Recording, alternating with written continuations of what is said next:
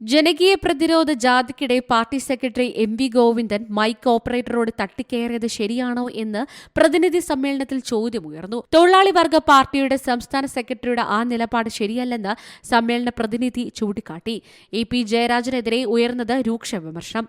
BJP. നേതാവ് പ്രകാശ് ജാവ്ദേക്കറുമായി കൂടിക്കാഴ്ച നടത്തിയ സംഭവം ലോക്സഭാ തെരഞ്ഞെടുപ്പ് ദിനത്തിൽ പുറത്തുവന്നത് അവമതിപ്പുണ്ടാക്കി. ഉപതെരഞ്ഞെടുപ്പ് ദിനത്തിൽ ആത്മകഥാ വിവാദമുണ്ടാക്കിയതും പാർട്ടി പ്രതിരോധത്തിലാക്കി. ഇ.പിയുടേത് കമ്മ്യൂണിസ്റ്റിന് ചേർന്ന രീതിയല്ല. സർക്കാരിനെതിരെയും പ്രതിനിധികൾ വിമർശനമുയർത്തി. വികസനക്ഷേമ പദ്ധതികൾക്ക് പണമില്ലെന്ന് പറയാൻ ഒരു സർക്കാർ എന്തിനാണെന്ന് ചോദ്യം.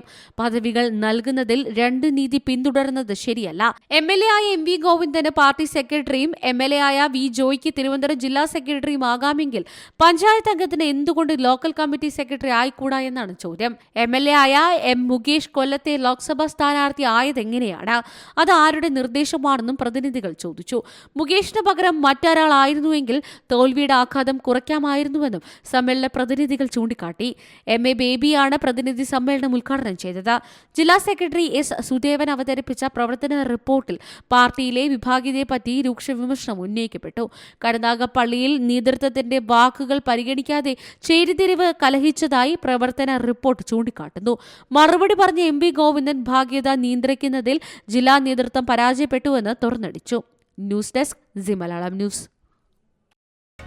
പുതിയ വാർത്തകളും വിശേഷങ്ങളും ഇനി വിരൽ തുമ്പിൽ. എല്ലാ ഡിജിറ്റൽ പ്ലാറ്റ്ഫോമുകളിലും ഇപ്പോൾ സി മലയാളം ന്യൂസ് ലഭ്യം.